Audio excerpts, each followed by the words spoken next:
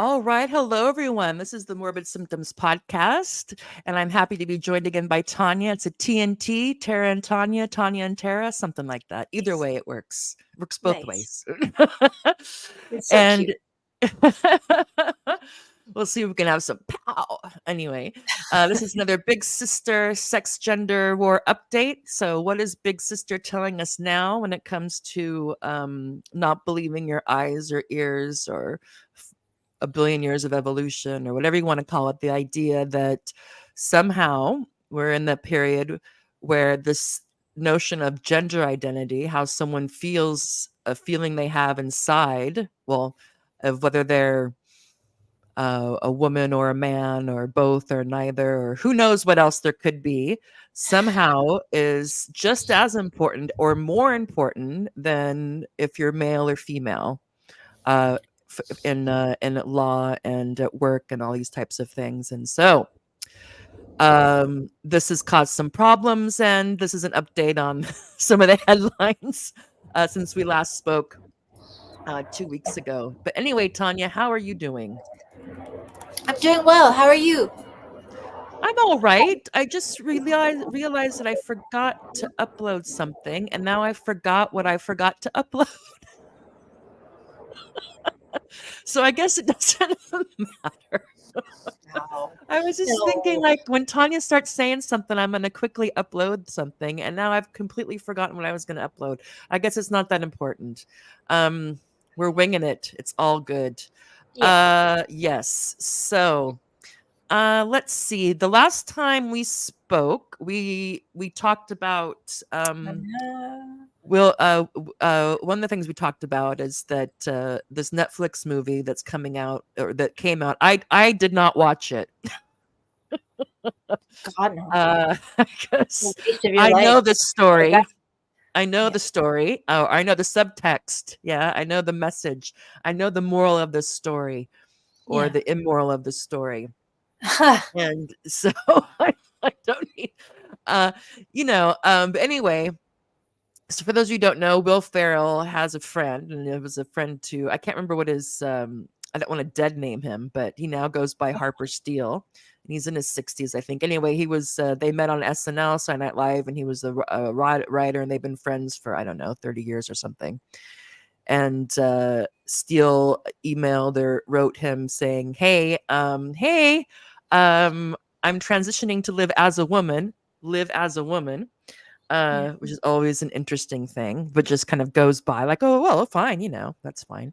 Um, and so they decided to go on a road trip to see what their friendship is like now. And this new heart, and his name is he now goes by Harper. Harper. So it's It seems so basically fake. it's basically all about, of course, the story is like this poor man suppressed his real authentic self all these years, all these decades, can't do it anymore, decides to quote unquote come out as the woman he's always felt that he was, and is concerned, of course, about what this is going to mean, if people are going to accept him, and blah blah blah blah blah.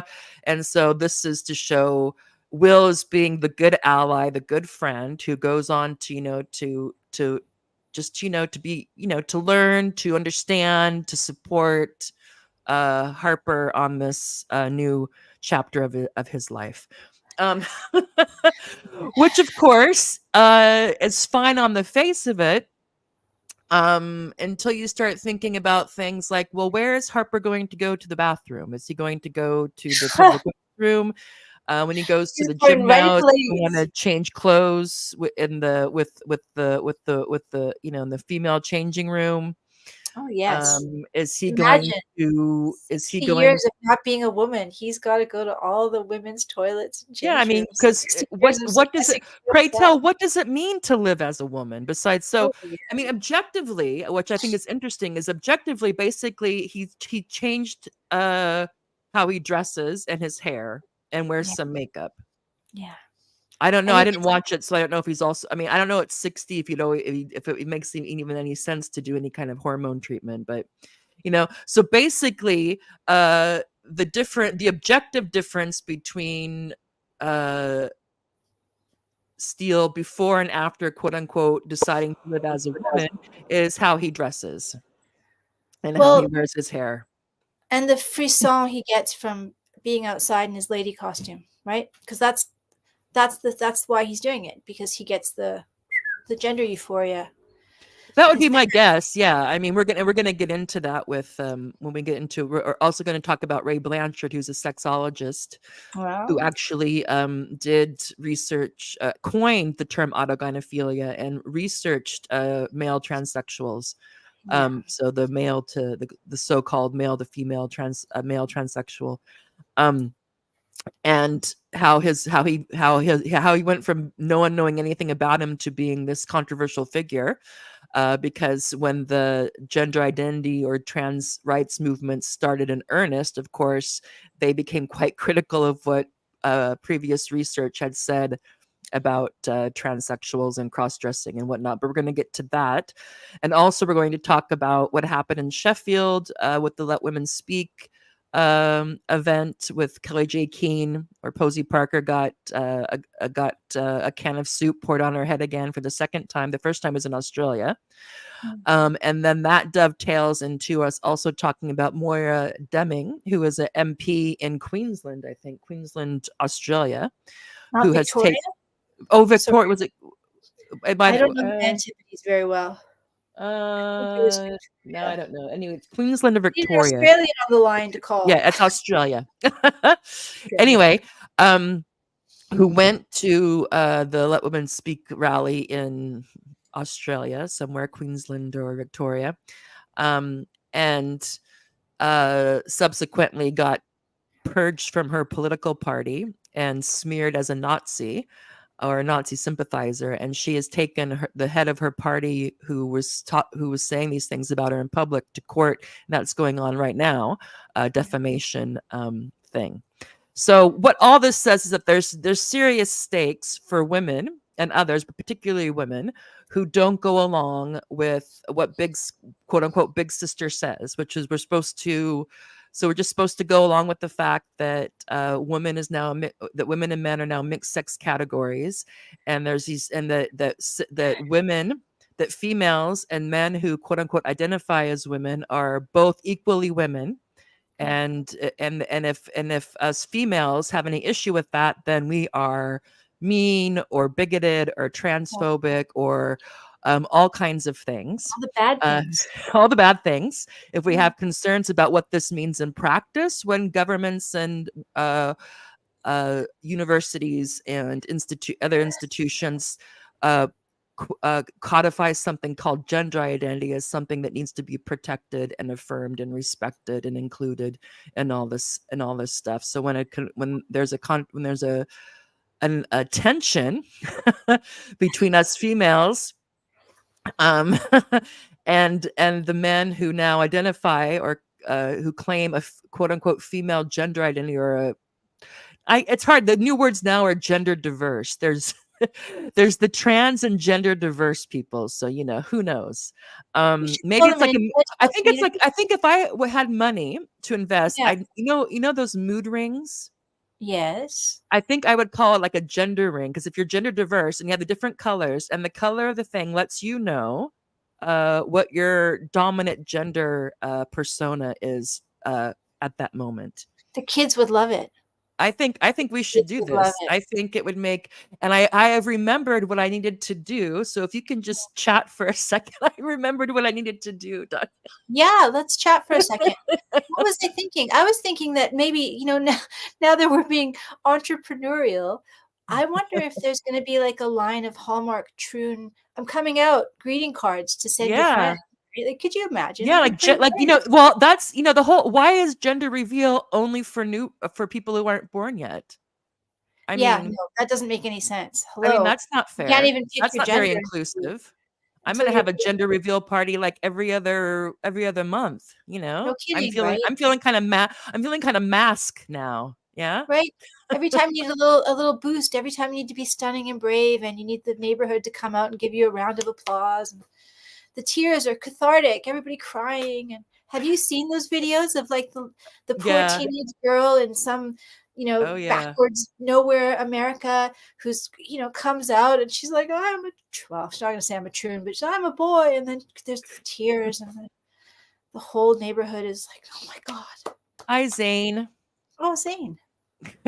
Yeah, well, and it's also, I mean, I can imagine that the people that have the parties, so when the person gets part of their body altered Yeah, or removed, rearranged. that's Yeah. particularly, then you get like, you feel like you're walking in on some ritual. But of course, if I was part of a family and we had done that, you would really need to do all you could to convince yourself and everybody around that this was a cool thing to do. Oh, totally.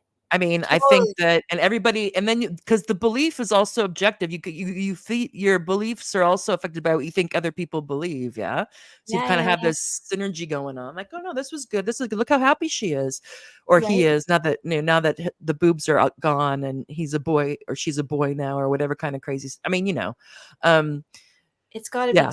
terribly, terribly distressing. Like Mm. when you wake up in the morning and you're like, oh, Jesus, I forgot that had done this. I don't even know Yeah, what to think yeah. about it. Oh my God. Well, yeah. And then it's affirming. It's affirming care. There's this thing called gender.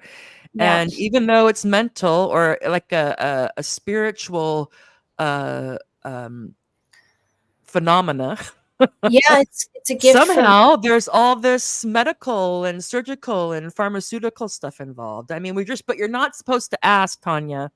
You're no, not supposed to think about that. no. La la la God la didn't la la love la them la enough. la. God did not love you enough to make you the correct sex at birth. But somehow God loves you so much that now that you've decided at 60 something that you're a lady, that, you're the most special princess that ever lived. It's a gift. It's a gift. So, Makes in terms of what Big Sister's telling us now, Yep. this is from somewhere in Australia, and I came across this because I was looking into the Moira Deeming thing that you flagged for us, Mm. and I was thinking, oh, so I was like, oh, what's this? It's like the Unsaid Says A Lot, and this is a new trans and gender diverse awareness program. Hmm. Now, here's the thing: is that this implies that it's quite clear what trans and gender diverse is, that this is like an objective thing, this exists, and that it's something you need to be aware of, Yeah. to be, I don't know, a good person or to be in the know or something like that. So the wording is always interesting. So the unsaid says a lot. So think about what you're really saying. So this is basically, yeah, so you can imagine that, let's say you're on the bus or the tram or whatever, and some 6'2" dude, uh, who's a man, you can see he's a man, but he's, Yeah. dressed like a woman. Yeah. And maybe you give a bit of you kind of recoil a bit, or you kind of look a bit, or you give some sort of expression because you're registering like, oh, Ew. that's not congruent. So, Right? but that's bad because they'll see that and they'll feel bad. So you Yeah. should not do that.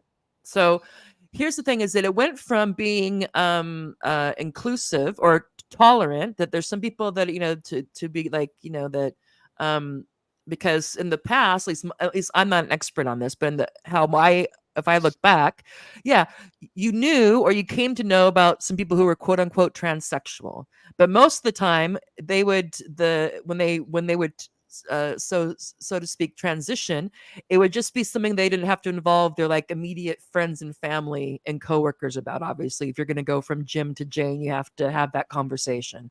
Yeah. Right.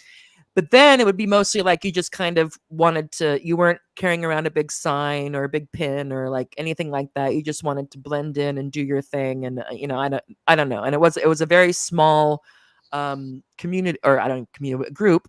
And it was considered a mental issue. Yeah. Mental health issue that, anyway. And then it went from that to being like, well, we shouldn't, to the idea that, well, if you, okay, that's fine. And there's some people that have this issue and whatever, Right. they shouldn't have to, be afraid that they're going to be ostracized or something. So just be cool with Right. it. Fine. It went to that, to this thing called gender identity. and then it's like and people you start seeing in the news, maybe you're at work and you get pronouns, and then you get this HR stuff about gender awareness, or people are going to come and tell you what it means to be non-binary or whatever's going on. You're like, well, maybe you Yeah. have kids, they start saying stuff, whatever. So it Right. went from that to no, there's two types of women and two types of men, and that's cool. And then we began to realize that this ended up with who identify as women ending up in women's prisons and women's sports, think wanting to it made bathrooms and changing any place that used to be single sex or sex Right. segregated for reasons of privacy or security or whatever. All of a sudden that was got started to get framed as transphobic or exclusionary Yeah. or Not okay. Mean. discriminatory. And so Right. that's why you start seeing gender neutral toilets or all gender toilets or whatever. And the people who had an issue with it were like, well, there's a reason why we have for shared public restrooms, we have them segregated by sex. There's a reason for that. Yeah. As is prisons, as is sports, as is some hospital wards, as is rape crisis centers, as is a variety of things. Yeah. And but this has been a thing. The people who were concerned about this, or about also lesbians who were saying like, look, guys who identify as women who are straight, we're not you're not an honorary lesbian, so please stop trying to um Right. hook up with us. Yeah. or or whatever. Now some lesbians are fine, some lesbians say they're fine with it, I should say that, but as far as I'm the majority, I think, and the silent opinion, because it became clear quite quickly that if you had an issue with this, that was wrong. There was something bad with you or wrong with you if you had an issue with these people who are just trying to live their authentic selves, or whatever the story was. Um, yeah. So we had that, but now, and so then it was like, okay, these spaces, it's bad to try to maintain single sex spaces, or sports or language. We had that became a thing. The language became a thing, and the pronouns and all this stuff. But now it's not even what we say. It's just our expressions or our body language that we Yeah. have to now uh reprogram, Right. so that people, particularly men who quote unquote want to live as women, don't feel like they're not passing. That's Yeah. how I understand it. So now we're supposed to do this. Well, you The know what? unsaid says a lot, and I'm going to play this lovely video, and then Oh, I want to hear what all right. your review. Let's put my glasses back on. So let me share my screen here. Share screen. Share screen. Here we go.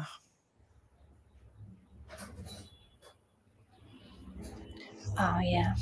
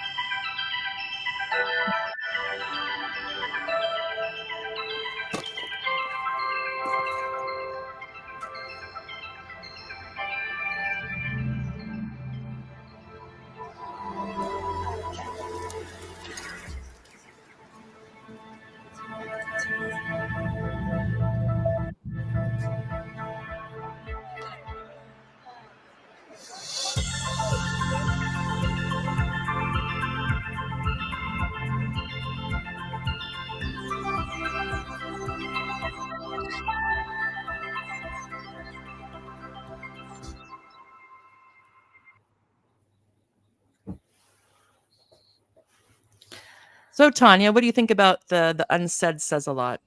Yeah, it totally changed me from being one of these mean ultra turfs to, really feeling the feels. Poor guy.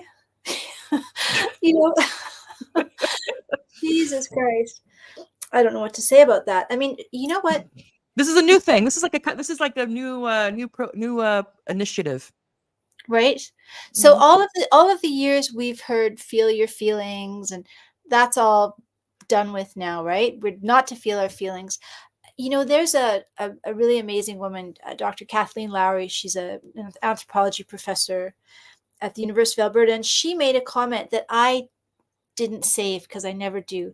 But she made a quick comment, and it was something like, "There's a reason after you know tens and thousands of how many hundreds of thousands of years of evolution. There's a reason that Millions, yeah. we recoil when we Mhm. see these these men dressed." Incongruent, yeah. Yeah, not necessarily the guy on the bus with the lipstick and he was okay, but you know when we see these things, there's a reason we recoil. It's our instinct. It's our Mhm. natural kind of Mhm. evolved danger.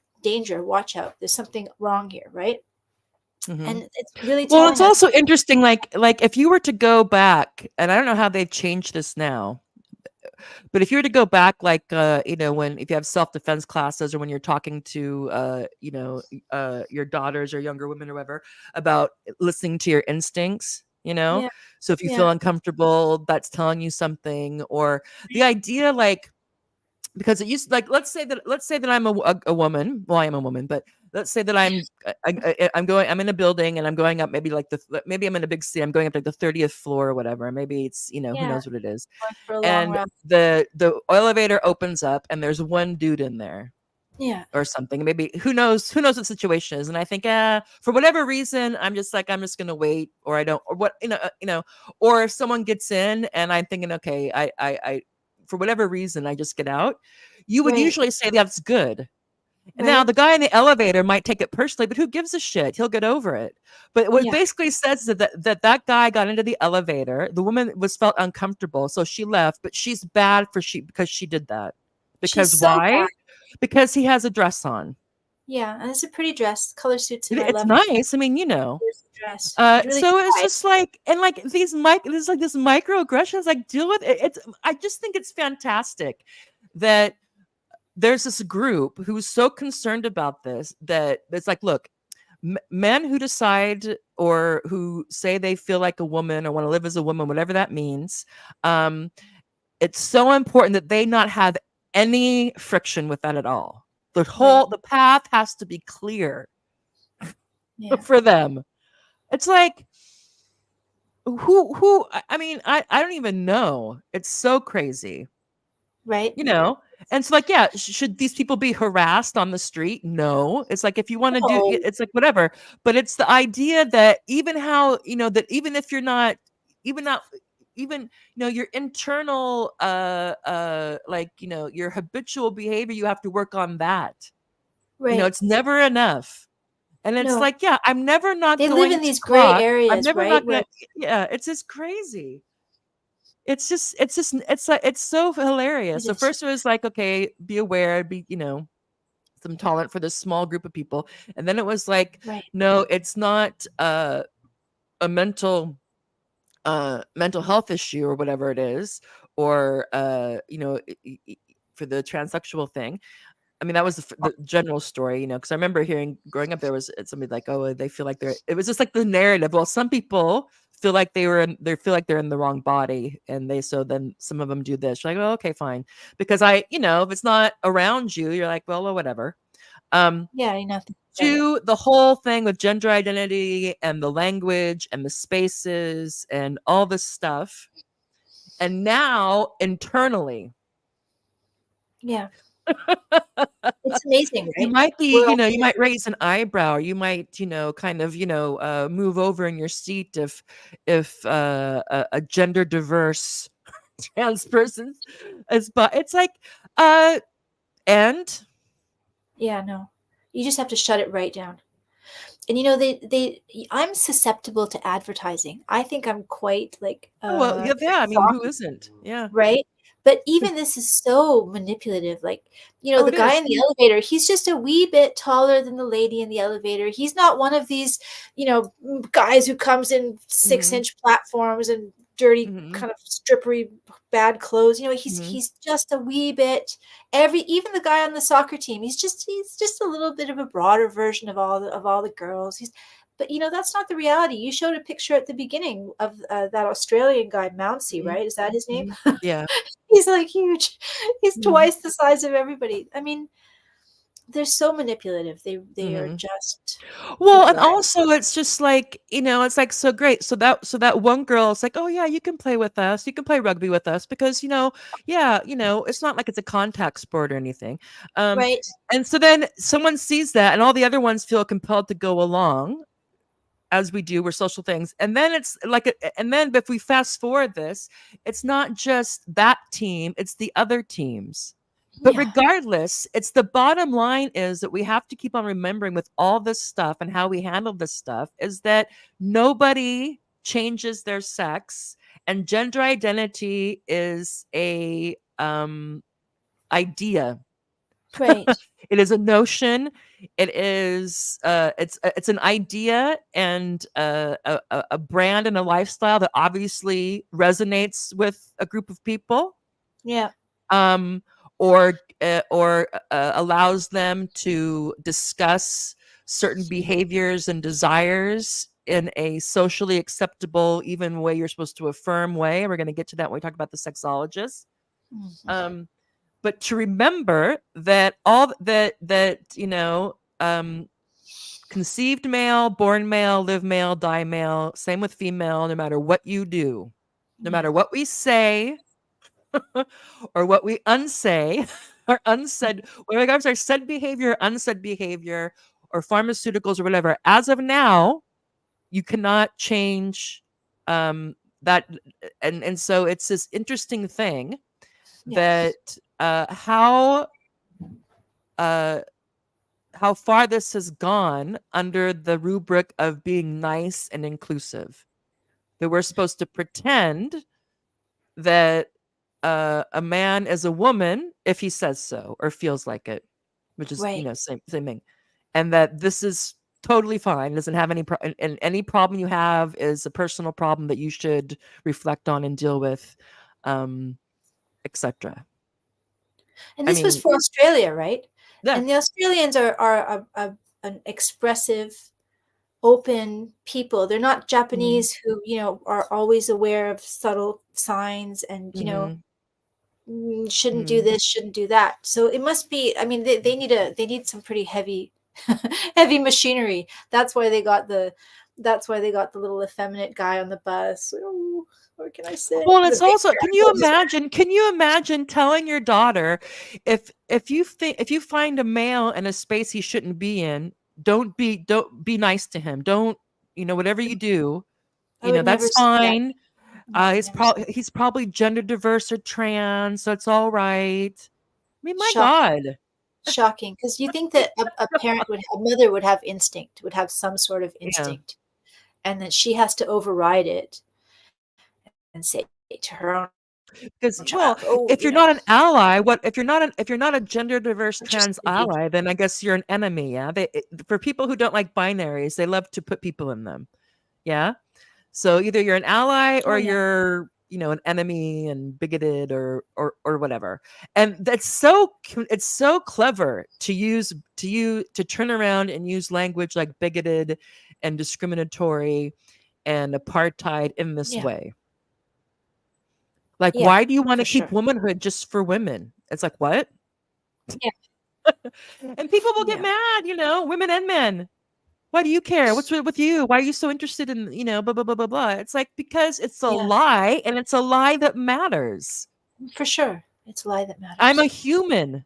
We come in two models. It's not a small thing to start pretending as if that's not the case.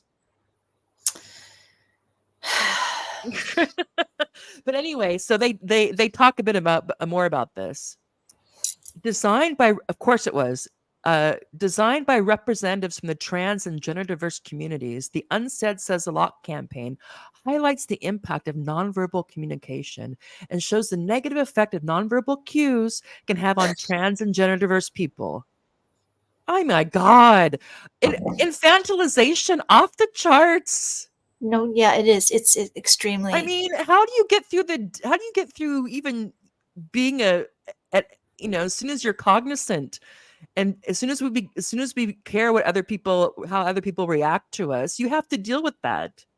They I have to mean, my drum home God. the authentic because It's they're like, so and it's also this idea. It's like, what I mean, and I think it's so counterproductive because the people that do this because of the transgressive, the thrill of it, if everybody if it becomes too normalized, it's not fun anymore. And well, it doesn't that's have that, it doesn't have that transgressive excess. Yeah. right. I've And never heard that before. When they and get it all the power, what are they going to want next? yeah. That's the first time I've So heard. I mean, Yeah. it's kind of yeah. I mean, and it's and it's supposed to be like it's countercultural or somehow it's pushing the Cool. Yeah. boundaries. Well, not when you want everyone to. I mean, It's not bizarre. mostly old I mean, this is conservative going to be men the thing talking now. it. Is someone going to be able to charge somebody with unsaid behavior, nonverbal cues? I was harassed by the nonverbal cues. Right? Well, you wonder, right? Someone looked at me funny, and So now that is, and I I know why they did it. right? Because Which is like, well, then that's your insecurities, honey. Um, the campaign aims to shed light on the discrimination faced by trans and gender diverse Victorians and yeah. celebrate the vibrant diversity of our LGBTQIA plus communities. Together, we can help shift perception of trans and gender diverse communities in mainstream society, inspire greater acceptance, and reduce discrimination. Well, isn't it fantastic? So it's basically like, it's like, yeah, it's again this thing like don't believe your lion eyes and ears and Right. 500 million years or whatever it is of evolution. No, no, no. It's you have to get used to male women. Right. That's just, Discrimination is whenever we don't. that's just the thing now.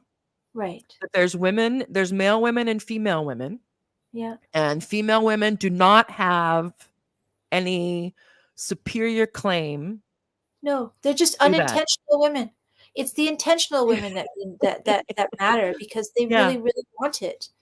They really, And really I try. mean, it's the most crazy thing. And people, it's like if you try to do this with race or ethnicity, people will go crazy.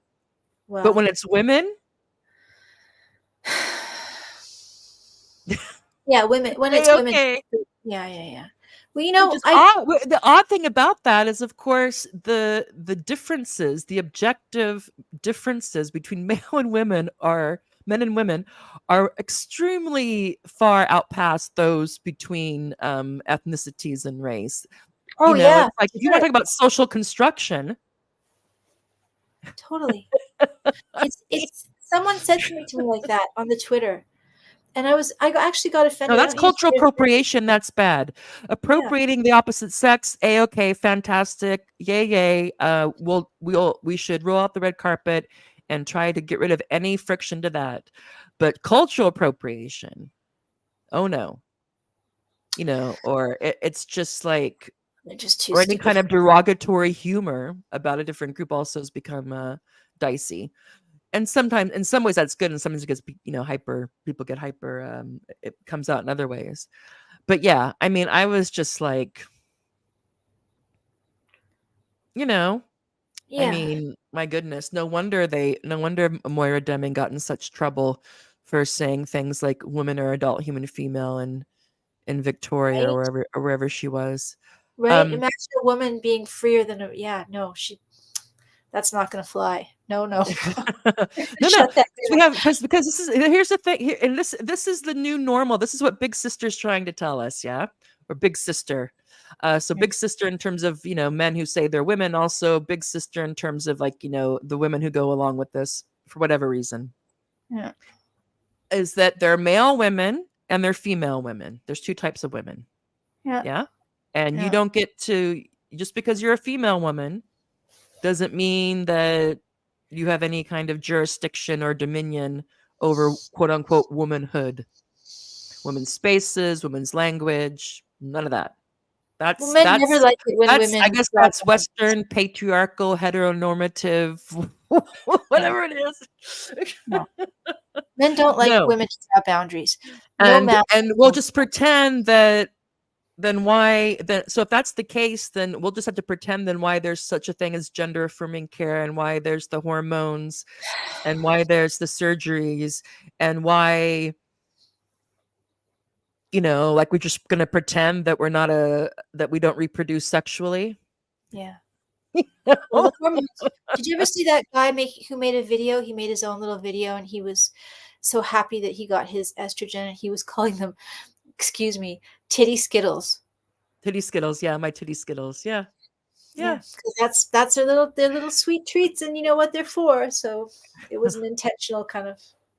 Yes. I So like. now we're gonna move on to because so now that's so yeah, I am not going to become hyper vigilant about my nonverbal cues.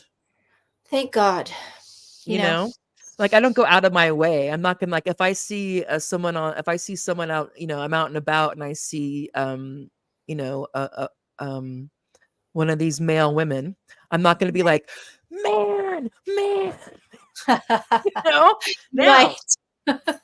if he, You never know. if I'm in the girls' room or the woman's bathroom at, I don't know, wherever I'm at, the Sainsbury's or somewhere I'm at, and some dude, and then I might be like, then there will be some nonverbal, perhaps verbal communication, Right. but not when it's just, Yeah. So whatever. That's me. Okay. So now the next part, the big sister sex gender / update, we're going to get into Ray Blanchard, who was a noted sexologist. Yep. And I'm going to talk about what that means. Yep.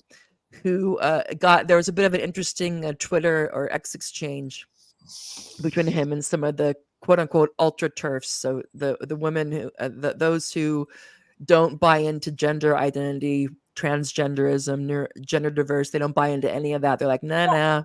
Like me. I think he's part of the problem.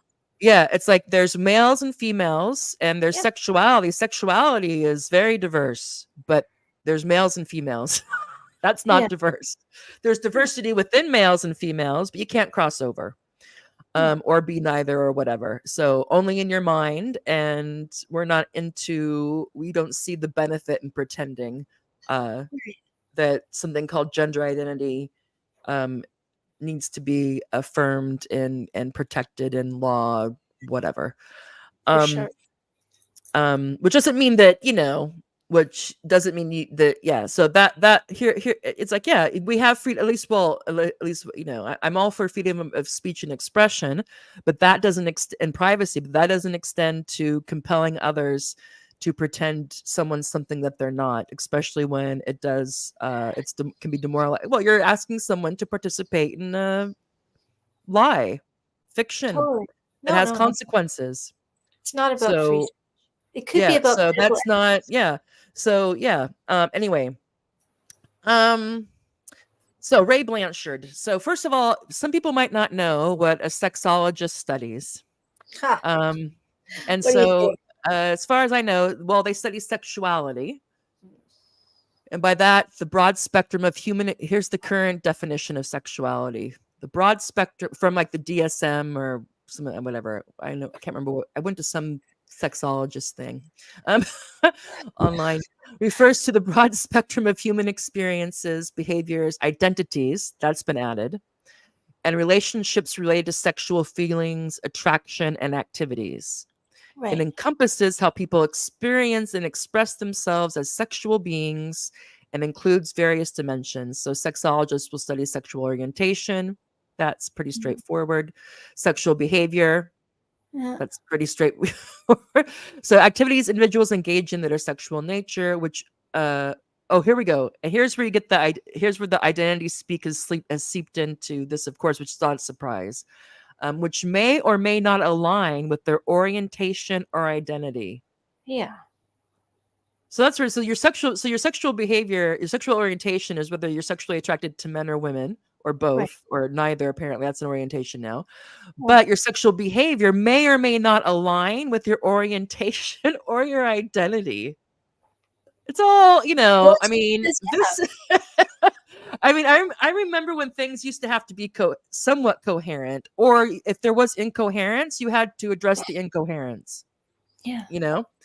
But no, so sexual identity, how people label and define themselves in terms of sexuality, and then you have sexual health. I think that's, In physical, relation emotional, mental, social well-being in relation to sexuality, funny etc. that they're gonna comment on that after all they've been doing. Yeah, and then then we have the gender identity and roles, Yeah. how someone identifies in terms of gender, which we just are going to leave undefined, and how societal norms and roles influence their sexuality. So this is what a sexual, sexology, yeah.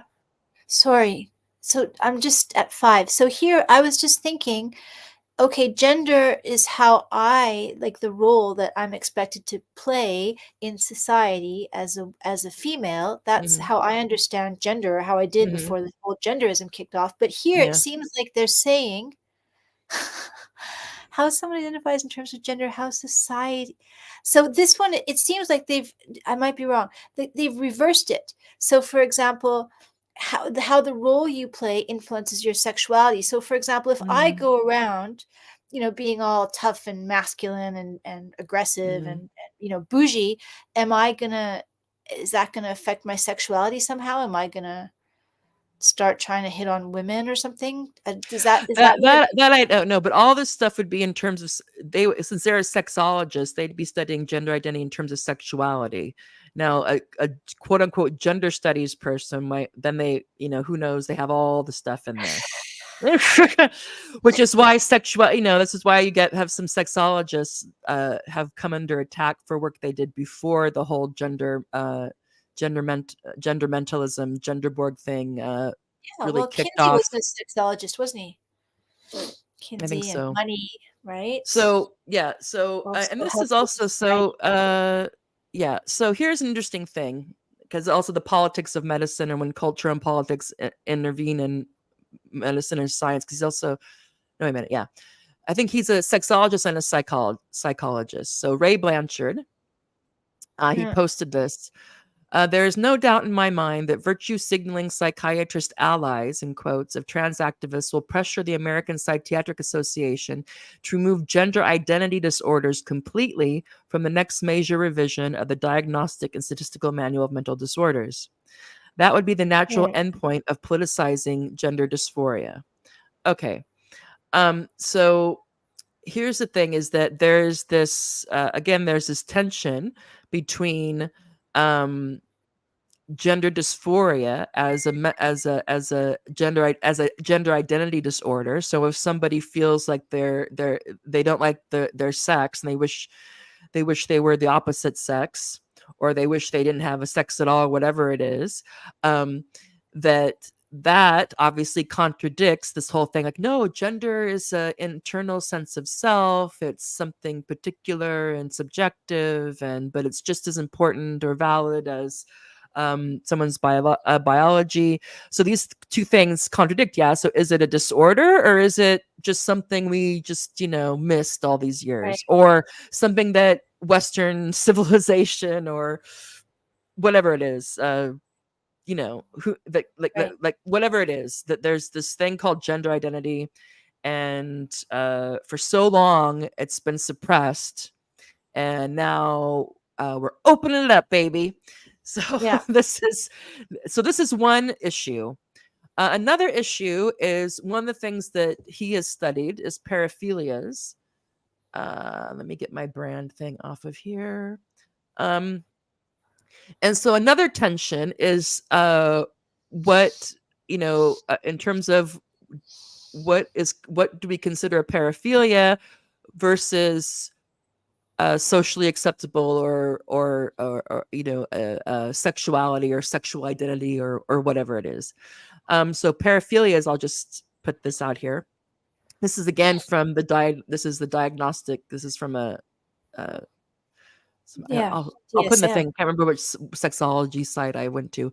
So Oh, it says paraphilias are patterns of sexual arousal and behavior involving objects, situations, or individuals that are atypical or outside societal norms. right. These preferences are usually characterized by intense and persistent interest in the activities or targets that are not typically considered sexually arousing by most people. Common paraphilias include fetishism, sexual focus on non living objects, voyeurism, so sexual pleasure from observing unsuspecting individuals, and exhibitionism, exposing oneself for sexual gratification. While some paraphilias are harmless or consensual, others can involve illegal or harmful behaviors, particularly if they involve non consensual activities, exploitation, or cause distress to other individuals involved. Right. The distinction between paraphilic interest and paraphilic disorder is important in psychology. A paraphilic disorder is diagnosed when the behavior causes significant distress or impairment or involves non consenting participants. Wow. So here you can understand a big problem because there's lots of people, and I would be included one of them, that a lot of the people who fall under the transgender umbrella have a paraphilia. Yeah. So I'm not saying everybody. I think most men do, but I think all the straight men do. I'd be Yeah. willing to say that. I can't prove it, but I'd be willing that all straight men who identify as trans have a paraphilia. That's Yeah. my I would I say feel I'd say comfortable agreeing that's with my you. based on when I started to dig into this a few years ago when I realized what was going on with these quote unquote gender identity policies and changes, etc. And the ideological push, the huge ideological push from media, from Hollywood and not just Hollywood, and schools and activist circles. I mean, I don't have to tell you, it was a big push. Yeah, And yeah. here's the thing, is also, so then there's the thing. So that's one thing, like, so, cross-dressing. Who didn't know until 10 years ago that guys who cross-dressed did it because it was a sexual thing.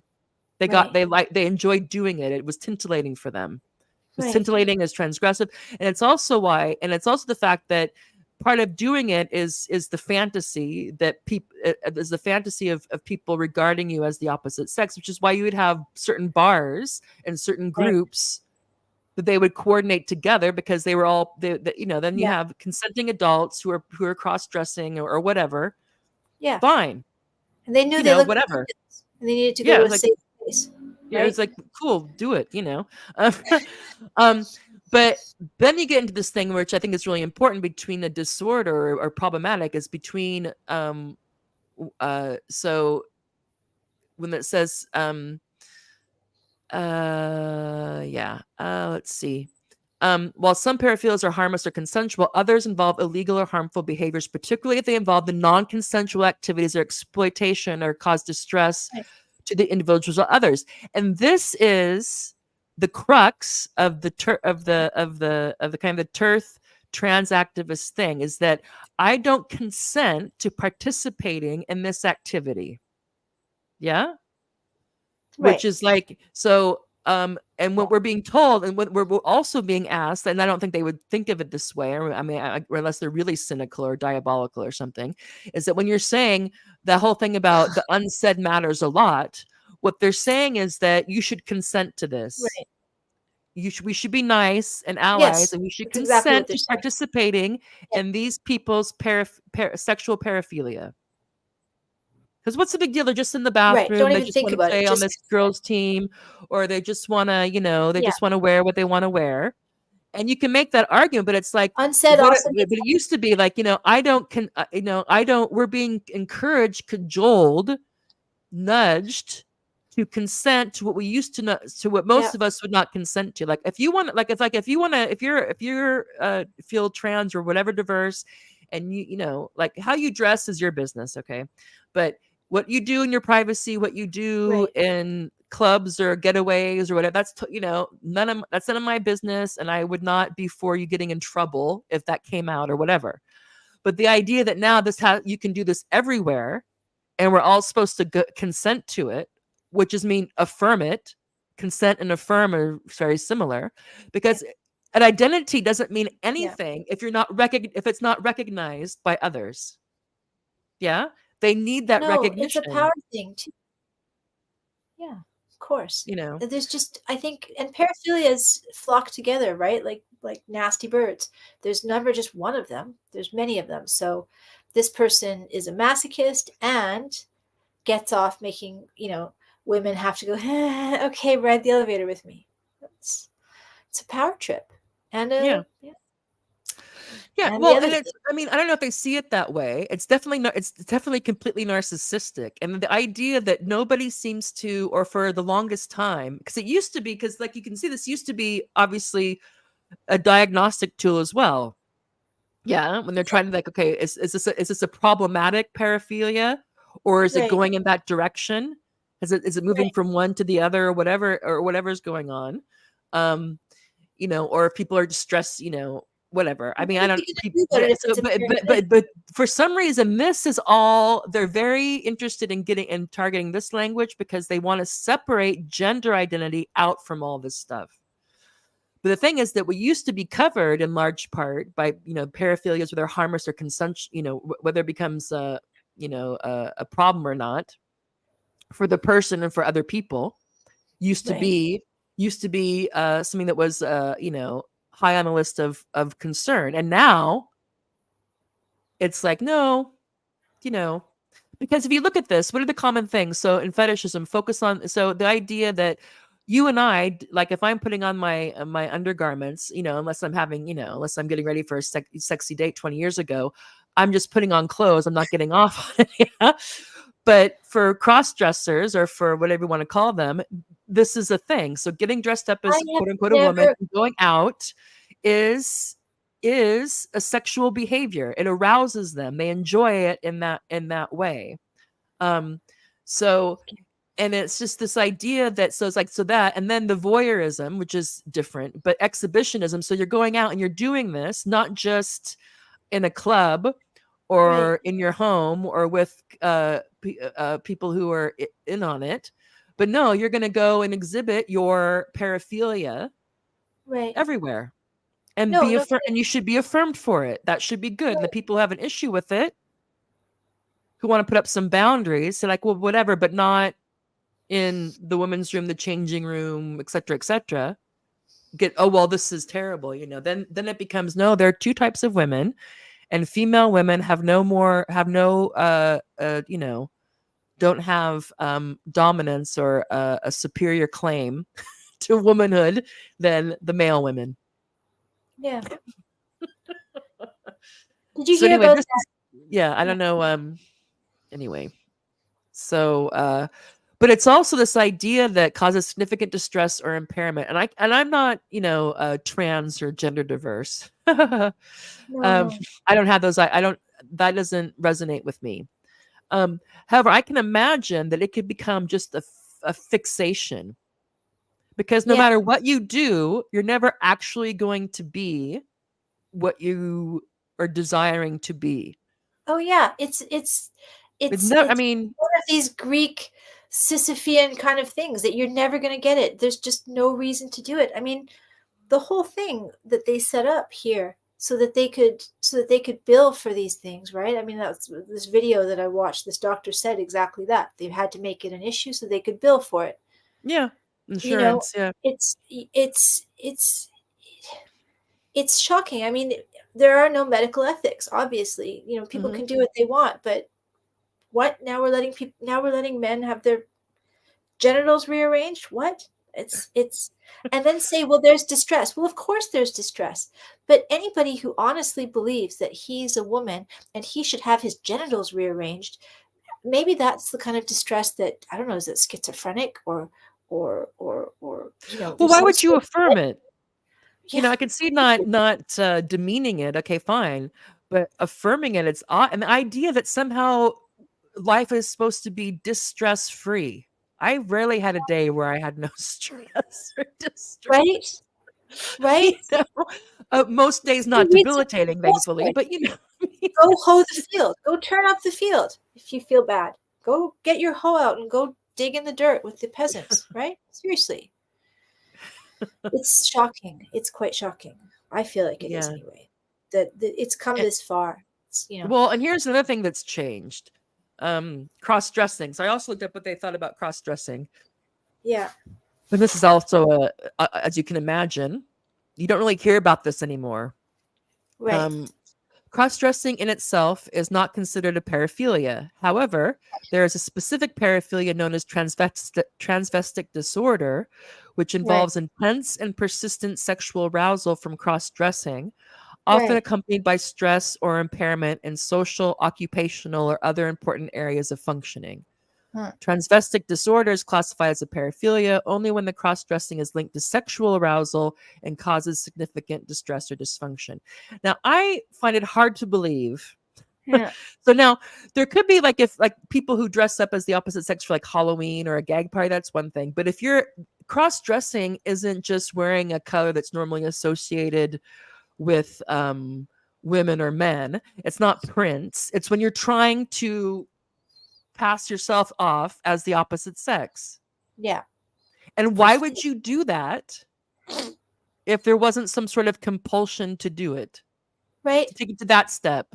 So I'm not Like just you're going to wear, escaping. something that's more feminine. I'm going to wear a dress and makeup and a wig and all this stuff, Yeah. and want people to, for the purpose that I want people, or I want to think that people think I'm a woman, or I want Yeah. people to think I'm a man.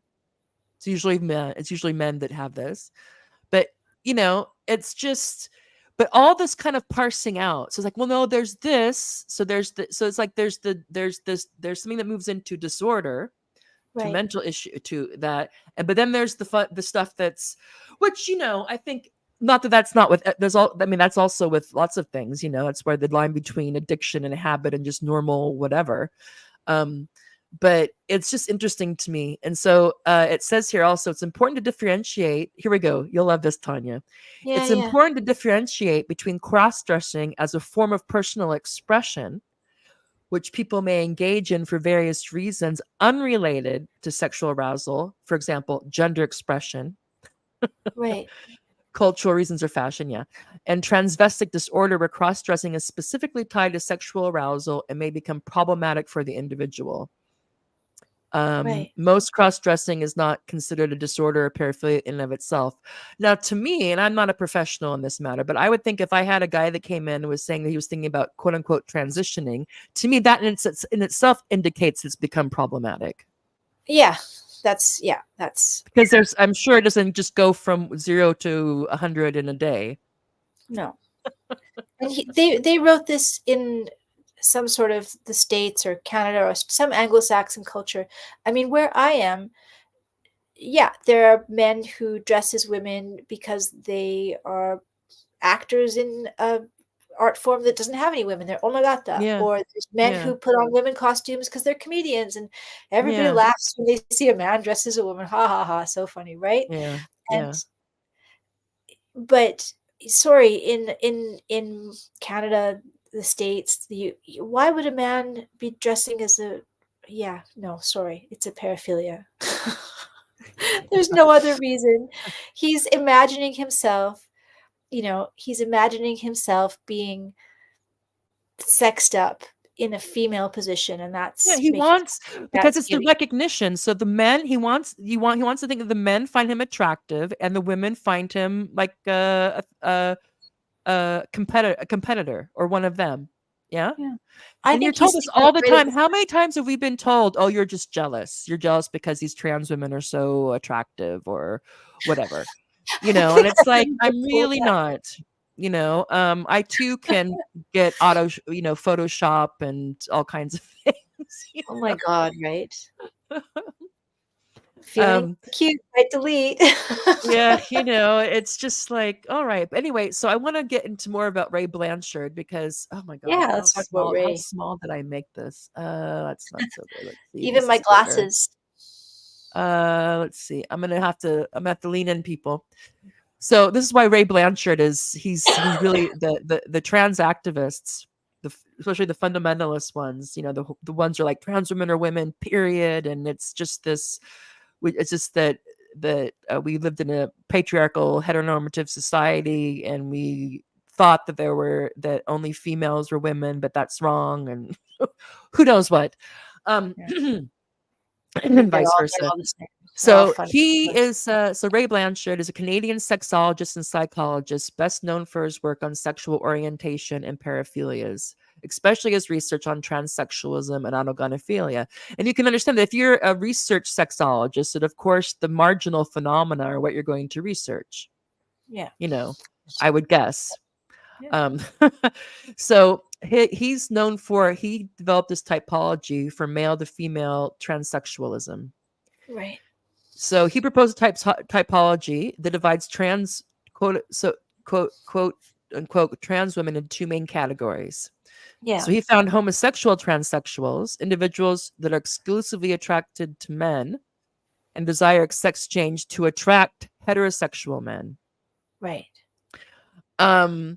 For whatever reason they think they would. And again, he has a whole book on this, and a few other people followed up on his research until it became like politically cancelable to There's Anne Lawrence. to That's a man. research these things, Yeah, who is an because you're just supposed to autogynephile. affirm. Yeah.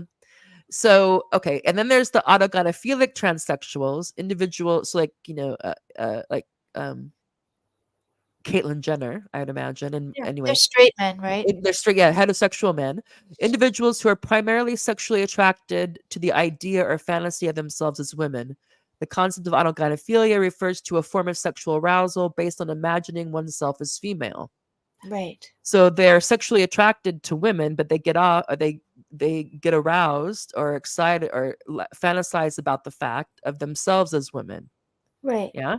It's having sex as women, which is why they sometimes get with men, even though they started off straight. Anyway, so this is, and for his things that most of the homosexual transsexuals Mm. who desire sex change because they want to attract heterosexual men, And that was or men, pre-gay marriage. or maybe I would say gay men who are homophobic. I don't know who, Right. who knows. But again, sexuality is a dark Yeah. sea. So we Right. have so sex isn't, that's binary, but sexuality, yeah. Right. So we have, and so my understanding is that, and the homosexual transsexuals tend to transition or want to transition earlier and express this discontent earlier, more persistently, whereas the autogynephilic ones, the heterosexual guys, tend to transition later. So these are the Yeah. guys that we see who have wives and kids, Right. They've been having fun or with or not, but that. then like in their 40s, 50s, 60s, and I think Caitlyn Jenner was almost 70. I don't know. Wow. When he decided that he was gonna be that that he wasn't gonna hide the fact that he was a woman on the inside anymore. His language, not mine. So these are the things. So the theory became controversial because it challenges activist views about gender dysphoria and the experiences of transgender individuals. Many transgender advocates feel that it pathologizes their experience, so their opinion of their opinion, how they want to see themselves. Which, okay, but bummer. Blanchard's theory has sparked ongoing debates within the psychological, transgender, and LGBTQ space. So, Right. um, autogynephilia, yeah, a bit more about that. So, now They don't these want men to. pursue these men pursue gender transition as part of a broader erotic desire to embody Yeah. femininity, to Right. become to match for their body, for the outside to match the fantasy, rather than here's the thing that gets people, that they also get upset about, rather than because of incongruence between their gender identity and their sex. So the No. idea, Yeah. like, they know very well that so here's the thing that gets problematic. The theory is not universally accepted. What theory is? Critics argue that it conflates. Here's again with the language games, yeah. And Yeah. this is why gender, you have to, for people who are looking at this, I always suggest I always suggest, well, no, I'm doing it now. We really have to look at the work, the ideological work that the term gender identity does. Yeah. Yeah. Um, so they get mad because it conflates gender identity with sexual fetishes. Right. While supporters believe it offers an alternative framework for understanding certain motivations behind gender dysphoria and transition. So Right. anyway, so this is why he did this work before this whole thing became very politicized, and the before the TQ was added to the LGB. Oh, yeah. But That's old. so he was kind of retroactively canceled. You know? Yeah. Because this is and also people who had taken up his work, I think The Man Who Would Be Queen or something like that. There was another That's Michael sexologist. Bailey. That was his Yeah. student or colleague, Yeah, something who like wanted to take, and you can imagine, like, if I was a sexologist, I would like this would be like, oh, this is, because yeah, also it goes against consensus in the field, but also goes against common sense. People just assumed, at that. least Right. I would have assumed, that the transsexual men are gay. Yeah. It wouldn't have occurred to Right. me. Because the cross dressing thing, again, it's not something I thought about a lot because it wasn't in my life. Yeah. So No. anyway, so you would think, yeah, but this is really hard to research because, especially, what's really problematic, and I know you know this, so I'm saying it for people who watch us later, is that forever, this was like maybe 90% a male issue. Yeah. It was rare that you would have a woman who wanted to, not that it was never, not that it never happened, but the woman who would try to go through all the steps you used to have to take to be able to get hormone Right. treatments or surgery or whatever. But Right. now, in the last 10 years or so, you Right. have the amount of women, especially young teenage girls, um, and younger, wanting to say that they identify as a boy or they want to be a boy. And Right. there's people, of course, who want to research this because you're like, well, what's going on here? It used to be hardly any girls and women presenting with this or claiming this, whether it be whether they consider it a gender identity or a mental duress, mental issue. All of a sudden, it just explodes with Right. women and young girls. Right. But we know that maybe it's starting to change, but the people want to look into this, like, well, what's going on? Like, no, it's only, your conversion therapy or you're pathologizing or blah, blah, blah, blah. Like somehow it would like somehow it's great. Like somehow it's a good thing that someone wants to disassociate, that someone's disassociated from their body and is considering doing all these radical interventions. Like Yeah. that's the better route. We know who it's better for. Yeah. But it's The just, I don't know. caregivers. I'll stop talking, see what you want to, if you have anything to say about any of this. Uh, well, you know what? I tend to be of the opinion of people like Genevieve Gluck, who kind of reject the term autogynephilia, even though I'm not an expert, but she probably is. It's that, autogynephilia gives a lot of structure to what is a kind of a out of control porn habit, probably. Mm-hmm. And as far as the women, I believe I think it was Joey Bright, who's an American activist and lesbian. I believe it was her, I hope, talking about Mm-hmm. how in the 90s outside lesbian bars, there would be drug dealers trying to get women onto testosterone, Mm-hmm. giving them little bits of testosterone. So that's when it started to happen. I mean, there's a lot of work. For example, Sheila Jeffries has talked about how, the kink came into gender studies, Mm-hmm. and they kind of tried to sexualize lesbianism in a way that it wasn't, and how that has led to also identification with gay men has led to, women who act more like men, whether they Mm-hmm. want to or not, sexually, because of being conditioned by the community. I think I'm not misrepresenting her. Mm-hmm. Jermaine Greer There was wrote always about. there was the butch, I'm not, and this is how some people would identify. And I have a friend who says they're butch dykes. It's not me being Yeah, yeah. derogatory saying that. No, no, no. So yeah, but yeah, they're masculine women and feminine men. Yeah, that's fine. Yeah, I think that again, I'm not. I would not pair myself with Genevieve Gluck and that poor woman. The stuff that she's seen, so that we don't have to. Right? Um, No kidding. reports Deserves back. a fruit basket. Um, We need to send her a you fruit know, basket. but I think that definitely the access to porn and the variety and how it keeps on getting more and more, Well, it's what would you addictive. You call need, yeah, that? Yeah, the availability of that right. um is one factor, definitely a factor in Yeah, explaining how what feeds this. Yeah, because it's a very right, visual thing, and so it's the guy's mind, but also what they're seeing. And right. that, and they, and we've had people like the Wachowski brothers, who are now the sisters. One of them on a TED talk or an interview said that watching porn is what was the catalyst. Watching particular types of porn was the Yeah. catalyst to their transition. Eco porn, So it's sissy like, porn. but it's this idea that a lot of this stuff just gets the official story Right. gets very sanitized. And Yes. even people who would say they're transsexuals or transgender, genderverse, who try to be more open and honest about it, they also get like pushed out. The ones who will have an honest discussion, or at least seems honest Right. discussions about why, how they understand why they do this and why they feel the way they do. And it becomes quite clear how oftentimes, how sexual it is, Yeah. which is fine. But and it's none of my business, but it becomes our business when you have this fiction, this lie being streamlined through government and institutions and law, Totally. that again, that there's two types of women now, and that female women are in no way have no are have no superior claim. I can't think of the word I want to use, to woman over men who say they feel like a woman, and how Right. batshit crazy that is.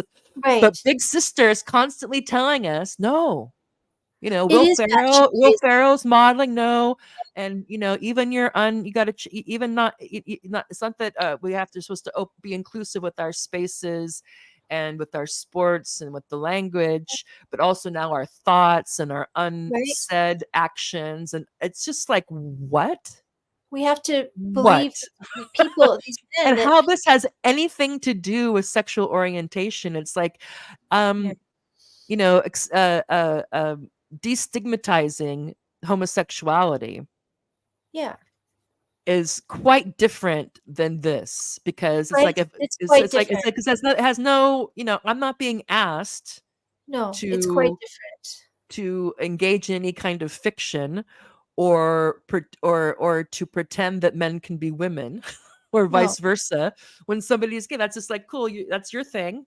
And yeah, I'm totally cool. You shouldn't be, harassed for that. Should right? have equal civil rights. So that's not grounds for any kind of, you know um, No, no, it's not. discrimination. It's no Fine. civil rights This issue. stuff is like, and how this gets to, when they even, and they, all the language is the same. Coming Yeah. out, someone comes out. So Harper came out as a woman at 62. Like, what? Yeah, And well, it's because like, it's been could I come astroturfed. out as a 20-year-old? Could I come out as a Chinese person? Could I come out as Been planned. Tanya? You can be Tanya if you want. I'll be Tara. Woohoo! See, who cares?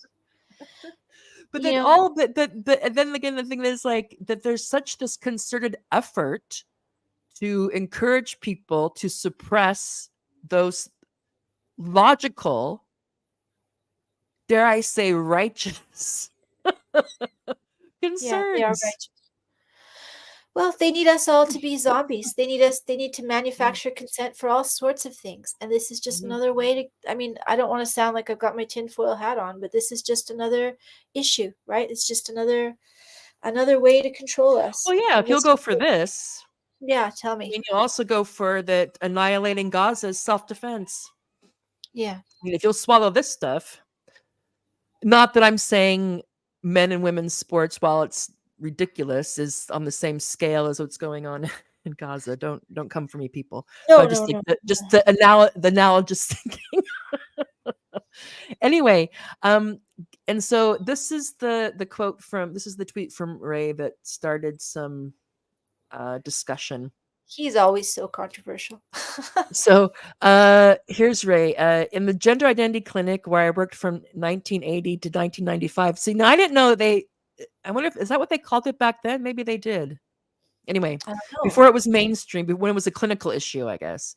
Gender Right. Identity Clinic, where I worked from 1980 to 95. So before gay marriage in what, Yeah, all of the world, right? yeah, So he really had an interest in proving that the homosexual, you know, transsexuals, they needed to get married because, they didn't have any yeah. rights. That I don't know, but we endeavored to make sure that patients understood the limitations of surgical and hormonal treatments, and we would have considered it a contraindication, so a reason not to do surgery, if a patient thought they were literally going to change sex. Because that would make the patient crazy or sort of, developmentally delayed Mm. and not able to give consent. But being wildly paraphilic is not crazy. It doesn't really make any sense to Well, me. yeah, the idea the here's Right? the, and So again, we're not supposed to, or we're encouraged not to, and especially people like him, others, not it could be like us, citizen, or I mean, like, yeah, we had to brush up on this because we're trying to figure out what the frick's going on. That's why I know I never heard of autogynophila before in my life. Anyway, sissy porn, all these things I was blissfully ignorant of. who needs to know that? Ugh. Yeah, but it's this idea that there used to be that when you talk about how the thing when they try to when they're looking at it and try to see if an issue is a disorder or not, or if it's becoming problematic or not, if you are a man and your whatever you want to call it, your dysphoria or your paraphilia or whatever it is, has gotten to the point that you want to dramatically alter your body, how is that not? I guess, but they would say that. I guess they probably would say that maybe that's an indication that I don't know. Because again, here's my thing: is I know that plastic surgery has thrown this all out the window, and you have medicine for business and pharmaceuticals for business. So this do no harm thing is just like a nice, like, colloquialism, like an ancient day type of thing. But Right. it's like the idea that this is supposed to be medicinal, like this is supposed to help. Yeah. Yeah. And some people would say that it did. But I don't know. I just think that from the doctor's point of view and the medical ethics point of view, that Right. this Totally. I don't see how this is any different than helping than giving an anorexic diet pills. There was a clip Except we for saw going. that only hurts the anorexic and her family Yeah, no, this and is friends. Whereas this whole thing has societal level effects if you're going to all of a sudden decide that men and women isn't based on sex.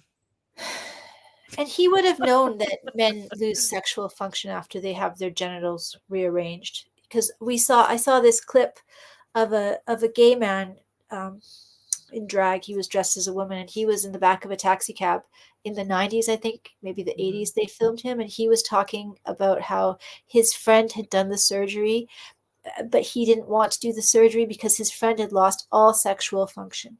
Well, Mhm. yeah, duh. I wonder why, right? Like, Well, my guess would be, I mean, I would imagine that they would go over all that, but it's just that what people hear, and if they read the fine print, that I don't know. But I also get the feeling that, at least from my understanding, is that back in 1980s and 95, when he was doing this, it was quite the process. Whereas now it's just like, 2 years, I think, two you know, years. um, but so he said this. So it's basically the idea that if someone thought they're really going to change sex, that would be an indication that surgery was not uh uh right. So again, that's what he's saying. Um, uh, I can't remember her name. But Sal Glover.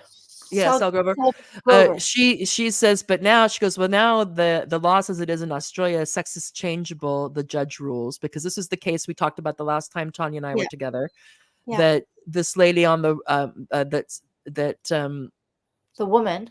the woman on the right, the woman in this picture had a social media business that was only for women, that was for women only, and Right. the person on the left was like, "Oh, I identify as a woman," and she was like, "Yeah, sorry, this is for women only." And he took her to court and won because he had had his quote unquote gender identity changed legally in Australia. So the judge was like, well, yeah, you discriminated against her, and that's wrong. Yeah. So, Sickening. so Pretty sick. here's that. So basically, and this is what we're just saying in action, that this is the logical consequence of gender identity in law and Yeah. being pushed through the culture, is that this woman, this female woman, doesn't Right. have any rights.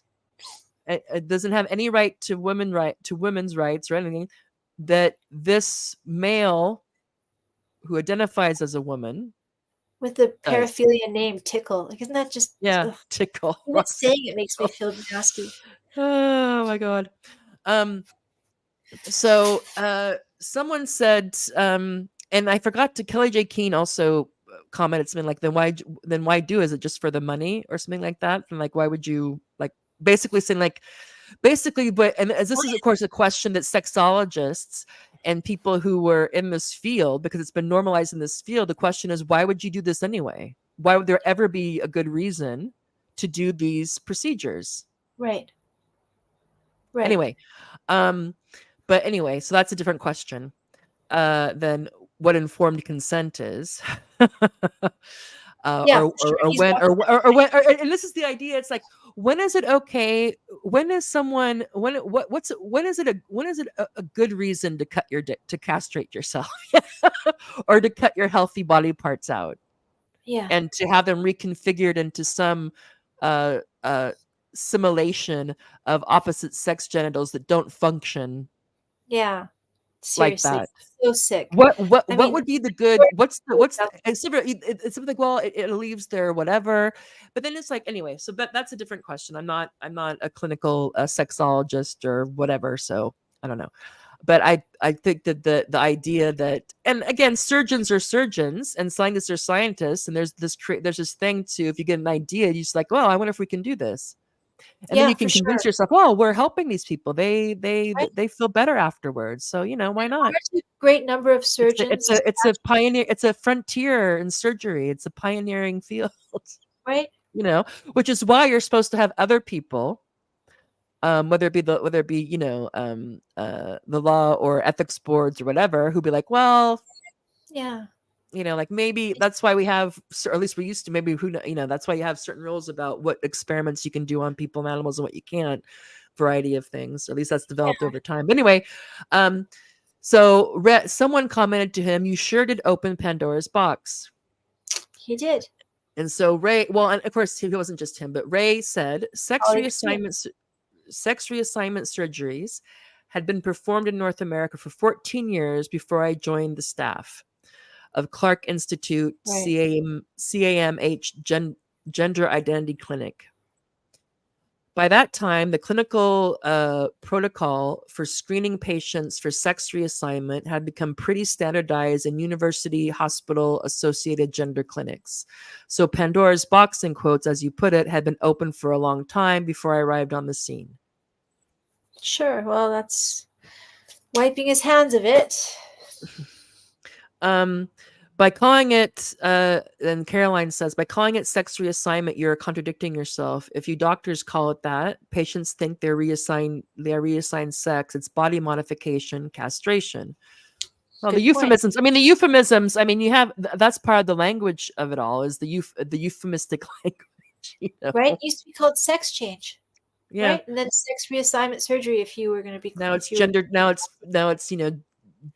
gender affirmation. Who knows genital what it's called? rearrangement. That's what I call But it. it's also how they say, well, no, it's, they want to separate the activist side, and they have a lot of pressure on the medical side, unfortunately, scientific side as well, or that they want to separate gender identity from sex and sexuality. Yeah, they want to make these three separate things. However, Right. these surgeries are all male to female, female to male. It's fake penises and fake vaginas and getting the breasts cut off and adding fake breasts and having your Adam's apple. It's all, so it's like, what? Okay, so that's a Yeah. contradiction. And then also, we Yeah. know from the work of Genevieve and other people how this is, it's particularly in men and particularly in straight men, it's totally sexual. Yeah, totally. Now, Totally with the sexual. I think women, that's what Dave would agree. it could be there's some of that, but we don't know a lot because it's been so difficult for anyone to be allowed to study it. Yeah. So people are trying to figure out why are all these young women wanting to opt out of being women? And so there's a lot of theories, and theories can make Right. sense, but you know, you want to actually go out and figure out what's going on. But if you are from an institute or a university that's like all like, oh no, affirmative, you know, then it becomes like we've heard about this by people, you know, not getting their studies published, getting, you know, the stink eye at their department Right. because Right. they're trying to Right. approach this scientifically, Right. objectively, and it's just like, no, it's a good thing. No, They use right? it's like, you know, it's like, no. The reason why so many girls and are wanting to be boys is because this has always been the case, but it wasn't. We just didn't have the language for it. We didn't have the space. There wasn't a safe space. So that's why it's all coming out now. It has nothing to do with the fact that that this is on social media and we're introducing it in grade school and there's all this stuff about, you know, it's not that we're introducing these notions and ideas and options. No, it's not that. This was always there. It's like, well, okay, which one seems more accurate? You have this kind of Right. social cultural contagion that's also boosted by a variety of sectors that are quite profitable and whatever, and just so happen to have a handful of very powerful, rich, smart guys who are autogynophiles or whatever you want to call them, Right. who you know, so it's kind of a perfect storm that kind of give this big push the last 10 years. But yeah, the Right. idea that it's just anyway. So let's see if I have other things that so Shells also responded. It is not a sex reassignment. You cannot reassign sex. It is fixed at conception. You just castrated mentally ill men and mutilated their genitals into a dead and facsimile of a vagina for a transvestic fetish, whether they are homosexual or heterosexual. Just because it can be done does not mean it should be. What a medical scandal you unleashed. And again, he Yeah. participated in it. So he's responsible for what he did, but he did not start it. No. No, he So didn't. that's It was started before. yeah. And what's interesting, what I didn't know, because I thought the Yeah. gender identity terminology came in later. I didn't know that it was so early on. So it does seem that there were these kind of I don't know when these two lines met between the gender studies people talking about gender identity. I think Judith Butler's Gender Trouble was in the early 90s, I think. Was it? I think maybe it's in 96. I don't know when her book came out. Um, which was kind of like, you know, that kind of Yeah. set off something, a lot of research and interest in that, and well, it was women's studies at the time, then it quickly became gender studies. But this has been going on, I think, I don't know, the first guy who came up with this, John Money, back in the 50s or something. But yeah, so anyway, and it's also the idea that in terms of for the men but also for the girls, is that if there wasn't an avenue, so you have this Right. concept, this idea, this lifestyle, this, you know, also this love bombing community thing in the culture, social media and at schools and whatnot, and then you have a pathway, Right. you know, so you have like, well, you know, you can change your name, you can change your pronouns, you can change the way you're dressed, you can bind your breasts, and then, or you can consider like then there's pronoun blockers, Oh, uh, I wish.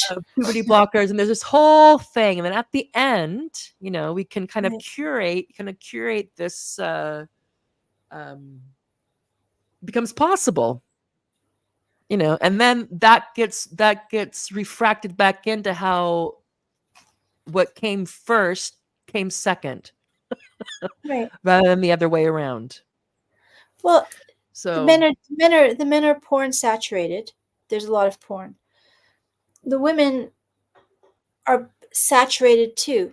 Do you know? You have to identify as, for example, when was the last time I watched some movie where there was a love scene that didn't involve, you know, brief eye contact, flipping the woman around, and then hot and heavy backward sex, and then woof, yay, so satisfied. I mean, that's something out of pornography, and every Netflix love scene is like that. So you get all of these girls who are also saturated with porn culture from the other side, right? And then they're telling themselves that they have to be, oh, you're a cis. And if you say you're a cis, you're a she, her, then immediately you're identifying with the same girls who, like the quick eye contact, flipped around, yada, yada, bang, bang, right? That's so, a lot of them are probably going, no, wait a minute, I'm a non-binary trans mask. I'm not one of these girls that you can treat like shit. You can't choke me. I don't think it's cool to be choked in bed. Like it's affecting them too. Women are running away from that. Men do it to run toward it. They want to watch more. They want to get more into it. They want to walk out and have their fantasy when they're at the grocery store, and women are running away from it, and that they think that they can do this. They think that they can hide.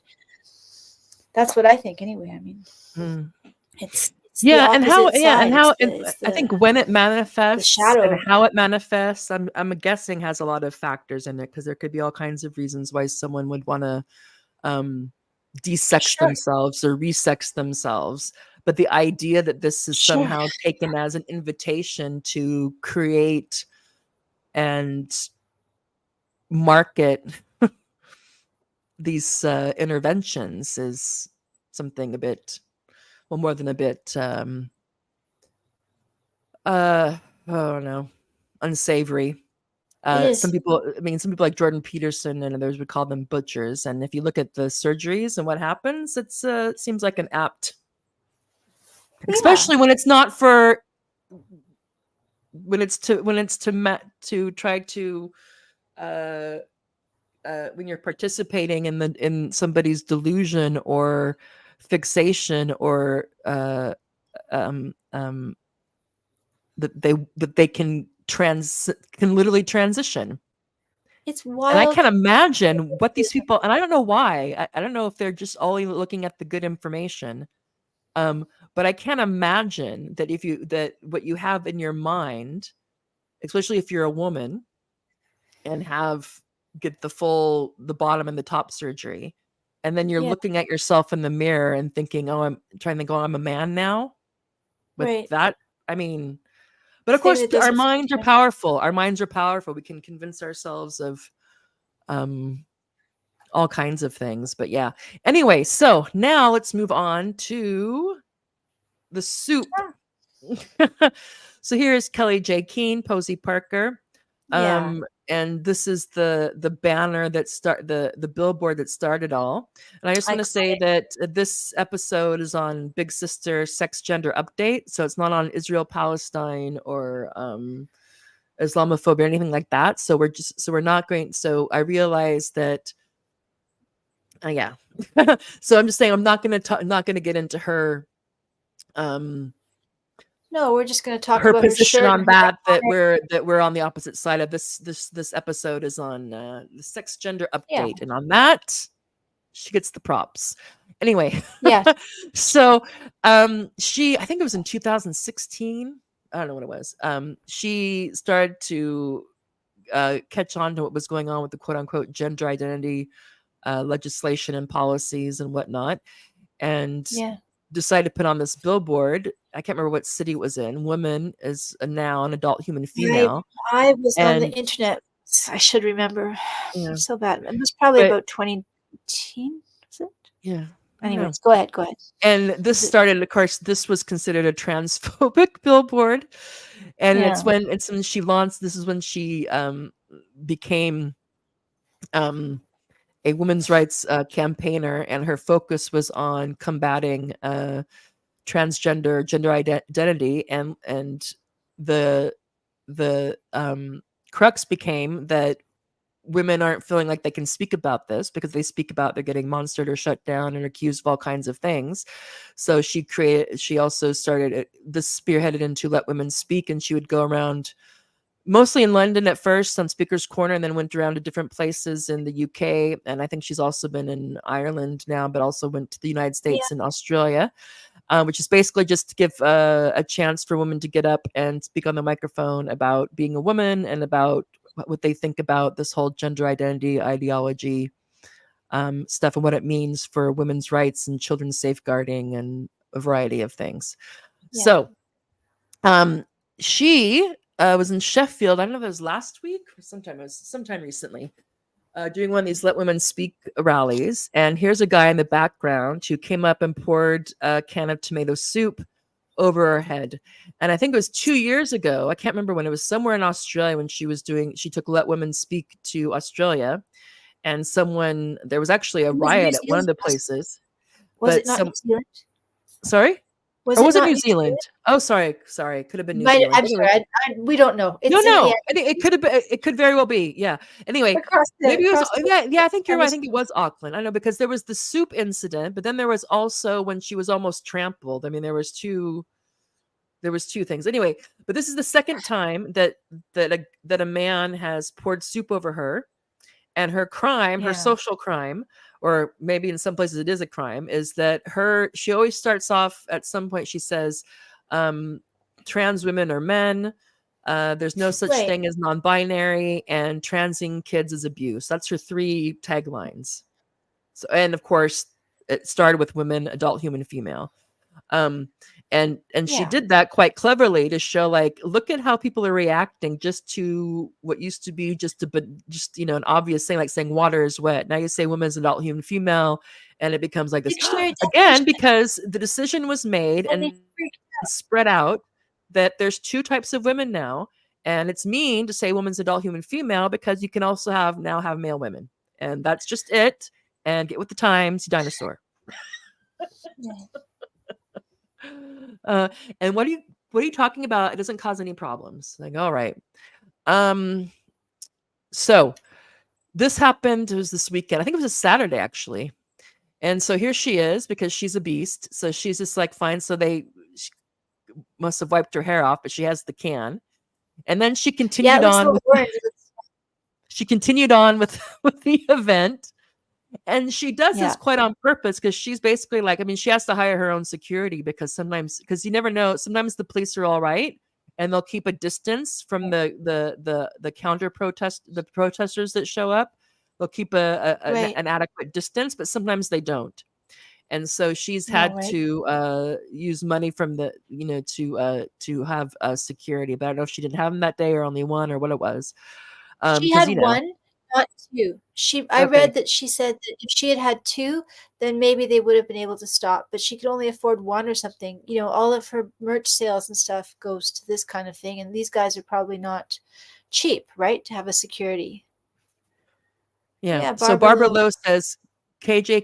Keen's greatest accomplishment is making space for regular women to speak. I have learned more about the real-life effects of gender ideology from those women poignant stories. Totally agree, Barbara. Totally agree. Yeah, me too. Yeah. I will not take that from her. No. And I also, when I first got into this, or when I first started looking into what was going on, because a friend of mine got pushed out of the Labor Party, and I was like, what the heck is Labor for Women? I was like, what the heck is going on? And I just, so I spent a weekend just kind of looking at it, and I was just like, oh my Jesus. And I kind of stumbled onto her. And also I think, I don't know, a couple of other people, Kara Dadsky and then it didn't take quick. It didn't take quick for me to be like, what? And then also like, how has this all been going on? Because I'd seen things about pronouns and I was just thinking like, I had seen little bits, but I hadn't put it all together. For whatever reason, I hadn't like all of us are on our back foot trying to be like, what? It's like, I knew Judith Butler totally was back foot. Yeah. Anyway, so yeah. So, and here's the dude, he's smiling. I think he's like 34 years old. What's his name? Ben Lindsay. And he's, he's, I don't know. He said, I don't know what he was. He was something like, I don't know what, years ago, he was the first, I don't know, student president of inclusivity and diversity or something like that. Which is always interesting because the people, all these DEI people pick sides like nobody's business. Totally. So if you're including something, and this is the thing, is that this idea that you can have infinite inclusion and diversity without there being any tension. Right. Or that there could be something as something that does not need to be included in a particular space or place or Right. event, or that if you're including something, it means that you have to exclude something, or something's being impressed. So the idea, the fact that if you want to include men, if you want to include men in the category women, that women could have, there could be a conflict there. Right. Duh. No Yeah. But kidding. anyway, so he's the guy who he's happy because, I'm sure in his group, this was, maybe have some sort of competition. He gets so many points for this. I mean, I don't know. Look But at his anyway, shirt, "Eat the rich." He's probably some kind of Fed. Do you know? I don't really and then I saw a thing where his university disavowed him. This person has never been a student at some P well, I think they said university. he's never worked, I think. Oh, is that Or he right? doesn't, I don't know if it doesn't work now. I'll have to look at it, but they did say that it was very clear that Right, he has no affiliation with them now. If he did in the right. past, he went there, I mean, who knows? He could have been And lying about totally that. premeditated because he even got the Oh, same kind of soup. Of Totally course, of premeditated. I hope they course. told him No, good. he wanted to get his you know, 5 Yeah, minutes of cause. Um so don't look out the window. So here's the other thing that we're supposed to, again, this idea that, again, if I think back to how even the diagnostic thing, that when you have these behaviors, the one of the things that they use to judge them is that it's the effect they have on the person with the behavior and the effect they have on others. right. Yeah. Um, so angry, intimidating men shouting and swearing at women in Sheffield today, pushing forwards. A flare was thrown also right into the woman. So someone let off a flare. So most of these people look like the male women. Yeah, they do. Then They again, got the we danger just, hair and the just who knew there were so many. Um, but we have, it says what it says. It says the system with the CIS. So that's us. That's us, yeah, just our regular old female that's yeah, women. yeah, yeah. Um, trans rights are human rights. No. And then of course, so they're there too, because again, they're very upset. And the thing that what it is that what these events do, in addition to the main thing, letting regular women speak about this stuff, and other things, um, is Yeah, that it shows again that it shows the social aspect of it, that this identity is not very exciting for them if it's not right. recognized, and they want everyone to recognize it. Yeah. Yeah, When we talked about this at the beginning, that's why they have this thing now, and that thing we started off with like the unsaid. You also have to be policing your nonverbal, your unsaid reactions to these lovely lady men. It's like that's the thing, is that when people don't want to deal with this and be like, oh, it's just a personal issue, it's their issue, what do you care about? It's like, no, they require us to play along with it, or it doesn't work. And that is why they get so upset. Yeah. It only works. A man can only, quote unquote, live as a woman if the people around him play along. he can only believe he's living as a woman if they play along. He still can't live as a woman. Well, no, I mean, but in terms of Jesus.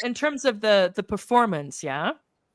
In terms Yeah, of yeah, the yeah. fantasy, or this identity that they're trying to think, it's like you have to be recognized as such. That's why they have this whole thing. That's why they're trying to get that with the laws and all that it's a protected characteristic.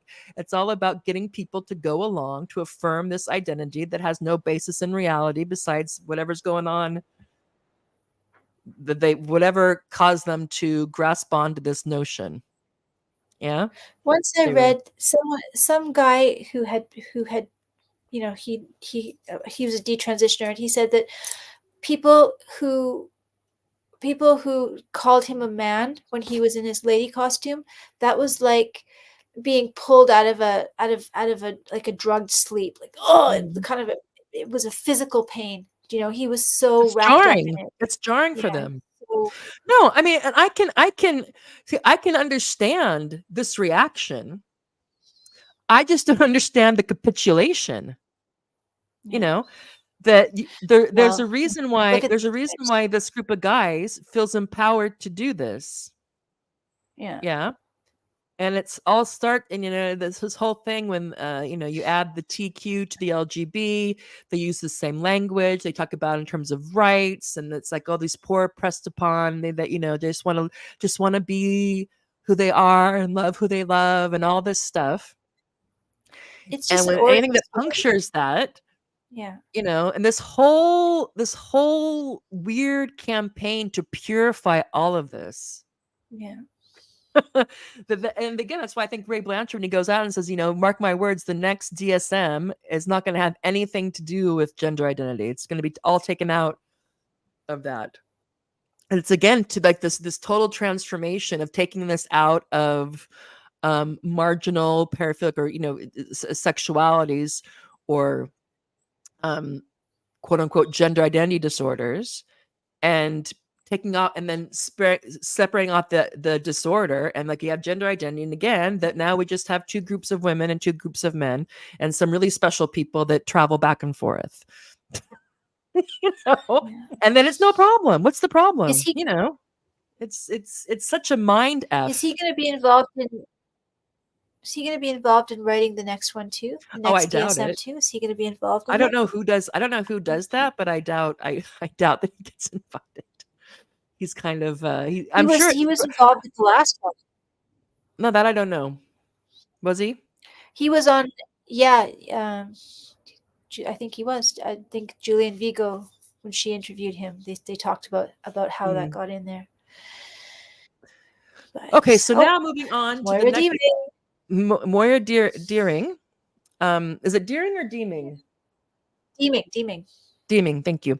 So the reason why we're talking, she is Australian, but she was at a woman's Kelly J. Keane took her Let Women Speak on the Road, and this was when she was in Australia a couple years, I don't know, a year and a half, 2 years ago. I can't remember when, but a while ago. And Moira Deering is an MP in Australia, Queensland or Victoria, I can't remember. And she helped organize this event because, Kelly J. Keane is not from Australia. So she participated in this event, and she talked about, she's wearing her woman's shirt. So she's obviously all in on brave enough. It's crazy we have to be brave to say that women are adult human females. But here we are. Anyway, we're talking about this because there's a case going on now. She sued this man called John Pasuto for defamation. And what happened was at this rally, here's what he looks like. So here's the guy. Here's her, Moira Deering. So I'm gonna go over what happened. So it was March. So not a year and a half ago. So this is from Women's Victoria Online, or Women's Action Victoria Online, and they gave a little synopsis of what happened and why Moira is taking what's this guy's name? I want to say Prosecco. It's not Prosecco. Pasuto. Prosecco's. Of course, it's not Prosecco. He's not. I like that. We don't like him. Okay. Yeah. So she was Victorian member of the Victorian Legislative Council. Moira Deeming has disgracefully been expelled from the Victorian Parliamentary Liberal Party. Her crime: standing up for herself and for women and girls. So on 18th of March 2023, Moira spoke at Kelly J. Keane's Let Women Speak rally in Melbourne, organized to help raise awareness about the harmful impact of allowing biological males who say they're women to self-identify into female-only spaces, services, and sports, and the harms of gender ideology more broadly. That bitch. Anyway, sorry. Yeah, really, right? I'm saying sarcastically, of course. Yeah, The event was gate-crashed by a group of men from the National Socialist Network who performed the Nazi salute on the steps of Parliament. This was then used by Victorian Liberal leader John Pasuto to accuse Moira and the other women of associating with neo-Nazis or being neo-Nazi sympathizers in order to swiftly move a motion to expel her from the party. They probably said them. Yeah, who knows? So she was at this Let Women Speak thing. And again, it's a public event. So if you're having a public event in a public space, you don't have any control over who shows up. Right. So the guilt by association is a common tactic used. to, because they want to to cast all women and men, but primarily Yeah. women who have an issue with this, as some sort of far right Nazi, Yeah. whatever it is.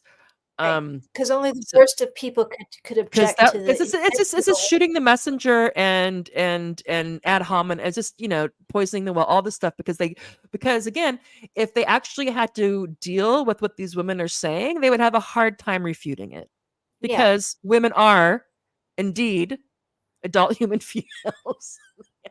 Yeah, no, they and can't refute and it. we That's all why know it's that always gender no identity discussion. cannot withstand much. I mean, you even if you're trying to No. be totally objective or sympathetic, if you have any eye for it, the contradictions and the incongruities and the Yeah. craziness are just, when you Yeah, yeah. especially when you look at it, when you look at the law and the activism and the pre-activist phase psychology and studies, and then the other stuff that we know about, we're just like, what? And then the Genevieve Gluck Yeah. stuff, and we get all this stuff about the porn and everything. You're just like, geez, holy Aunt Jemima. Sorry. Yeah. I don't know why I Yeah. thought about Aunt Jemima. Maybe I'm hungry pancakes. Anyway. Uh Yeah. ah, sorry. Now I'll be smeared as racist. Anyway. Um so that was her crime. And so he was successful. He did get her kicked out of the Liberal Party. So now she's an independent. But she has taken him to court for defamation, because she doesn't want to let it stand that he was basically saying she's a Nazi or a Nazi sympathizer. For her. She did right. She's brave. Yeah. She's So tough. yeah. She looks So she looks, smart. yeah. Yeah. I'm like, yeah, Yeah. right. I'm all for Like that. Pseudo, who looks like he's done a little Yeah. mistake in his pants. Yeah. Let's see. Okay. Oh, there's more. Sorry. There not being enough support to expel Moira, who had done nothing wrong, the party voted to suspend her for 9 months instead. This was a result that she only accepted because she had been assured that a joint media statement by herself and John Pasudo would be issued to clear her family's name of Nazi slurs, making it clear that she is not a Nazi sympathizer. However, the joint statement was never made. 6 weeks Wow. later, Moira told John Pasudo that if he did not honor the terms of the suspension and publicly declare she was not a Nazi sympathizer, so ridiculous, she would be forced to challenge the suspension and bring legal action. He refused, and 5 other MPs brought a second motion to expel Moira for bringing, quote unquote, discredit on the party. Goodness. What a melodrama, hey? Yeah, Jesus. though, as with the original expulsion motion and suspension, the grounds are unclear. Okay. On 12th May, Victoria Liberal MPs voted to expel Moira from the Parliamentary Liberal Party. They also voted to remove Renee Heath as party secretary for her role in the original expulsion minutes, which John Pasudo did not approve of. Okay. Again, the grounds for Renee's demotion are unclear. Both motions passed by 19 to 11. A third motion was also moved by John Pasudo to introduce his own version of the original expulsion minutes, which passed with less support. Okay, so he Right. changed his mind at some point about issuing the clarification. Right. Moira has since issued John Pasudo with a defamation concerns notice as a last resort to clear her name. What has happened to Moira is gravely unjust. The lies, the lack of due process, and the silencing are not only an attack on one woman, but on all women and girls Moira represents. Moreover, it's an affront to all Victorians who voted for her. Yeah. It's chilling, right? For the rest of us. Yeah. And so here are some of the headlines from this week. Liberal MP damaged own reputation by organizing rally, court told. So it's her own fault. She went to a rally, Yeah. said women are adult human females. So it's her Change. fault. These guys showed up, and too bad for her. Exiled Yeah. MP Moira Deeming ruined her own reputation by organizing an Here's again with the language. Organizing and attending a divisive anti-trans rally. So they could have said women's rights rally or let women speak Yeah, event. no, they always say No, anti-trans.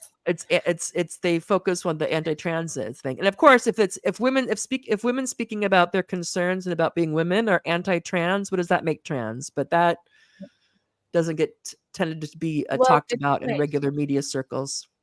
Not suitable for work because again, we're all Yeah, supposed to go along with the fact there are two types of women now, and these mean intentional female women and who accidental. want to hoard womanhood all to themselves Yeah, are they need to get with the program. Liberal MP Moira Deeming faced expulsion for attending again anti-trans rally. yeah, So um, that's how it's being, um, which is obviously, manufacturing consents. Like, oh, anti-trans rally, that sounds bad. yep. Glad I'm not being hauled in front of one of those. Yeah. So that was basically, yeah. So we'll see what happens. The court case is still going on, Right. and I don't know how hard it is. Um, I mean, I don't know the laws in Australia, but the idea that you're at an event and another group shows up and does a Nazi salute, and that makes you a Nazi. And then she gets kicked out of her party and the guy won't take it back. Yeah, that's such a setup. I'm just convinced. Such a Yeah. setup. But this whole thing is, and she has said this and other people have, and this is not just with her, but the process is the punishment. Yeah. And Yes. basically the message is not unclear. It's shut up. Yeah, totally. Deal with it, accept it. There's two Right. types of women now. Look what we can do. Nice career you had. Shame Yeah. you have to lose it, right? Yeah. Yeah. So we'll Poor thing. see. But so we've been going on 2 hours and we've covered lots of Yeah. ground. Yeah, we have. So yeah, so just be vigilant. Just try to remind yourself that whereas there's a lot of effort being made from political parties, from activist organizations, from Amnesty International, even UN Women, God, yeah. What is especially the media and entertainment to encourage you to accept the fact that it's nice to acquiesce that there's two different types of women, yeah. male women and female women. It's not true. Women are all human females, and we have there's the sisterhood and also men as well who are aware of the fact that this is a bad idea, Yeah. and Sure. and people got caught off guard, not realizing all of it was going on and what the ramification, how what this means in practice. Of course, a lot of people who could have told them that weren't allowed in the discussions, or were, thanks, no thanks, for kind of, I don't know what kind of information they if they were only just listening to various lobby groups and activist groups when they push through this stuff. But people are trying to make people aware of all the things that are going on and what it means in practice, especially for women and girls, but also for kids who get caught up in this notion they can pick if they're a boy or a girl or neither. Yeah. And Scary. also, I know a lot of people just want, I think, for it's easy, want to say that, if you're an adult, you can do what you want. But I find most of these interventions, total. I don't get the justification. But I'm not on any committee that makes those decisions. But I don't see the point in how you can make the rational case that cutting somebody's healthy sexual organs and secondary characteristics and reshuffling them around is healthcare, or No, or especially mental health care. I mean, I it's thought it was totally bad to operate on the body to fix the mind, but apparently that's no, also right? fine now. It's like having my nose cut off and then they take a hunk of my flesh to make an elephant trunk. You know, who would what if I really, really want to do that? Who's gonna do that for me? It's stupid. No. Mhm. People can do what they want. No, they can't. No, they can't. I can't do what I want. I want to do lots of stuff. Then I So can't. Barbara also saying women all over the world are being subjected to these quasi-legal tribunals. Yeah. And the process is the punishment. Yeah. Yeah, Well, she because yeah, most people want to go away. And I can, and even though it's always a bump, it's always gut punch when someone backtracks or apologizes, or does the struggle session. I understand it, Right. Look what she because who says wants to here. go through all this crap? No, right? Nobody does. When CSIS is on your side, that's the Canadian that's the Canadian version of the CIA. When Oh, CSIS is okay. on your side, you must at least begin to suspect that you've picked the wrong team, right? And so You would recently, think. the Canadian Special something Mhm, services mhm. added women people who are against genderism to the terrorist list. So apparently we're all terrorists in Canada now. Oh So my good, god. good eye, So now we're Barbara. That's terrorists right. too? Jeez Yeah, Louise. I yeah. didn't know I was No, no, no. didn't know I I was such can't a say that now. baddie. No, no, we can't even joke about that now because I have a cell phone and stuff. So don't even joke about it. Don't even joke about it. Oh my God. It's so scary. Oh my God. It's so scary. I have to go to bed yet, so that's nice. I'm gonna have to Okay. Well, no, we're sleep gonna we're gonna this we're gonna, night. gonna have a yeah. Well, it's also I remember how the left broadly understood. I mean, it seems that there's a lot of people who didn't really have issues with certain tactics or organizations. They just didn't like it. They weren't on their side. So now that if so now that if the CIA or the FBI or the MI6 or whatever it is, whatever big brother, big sister institution or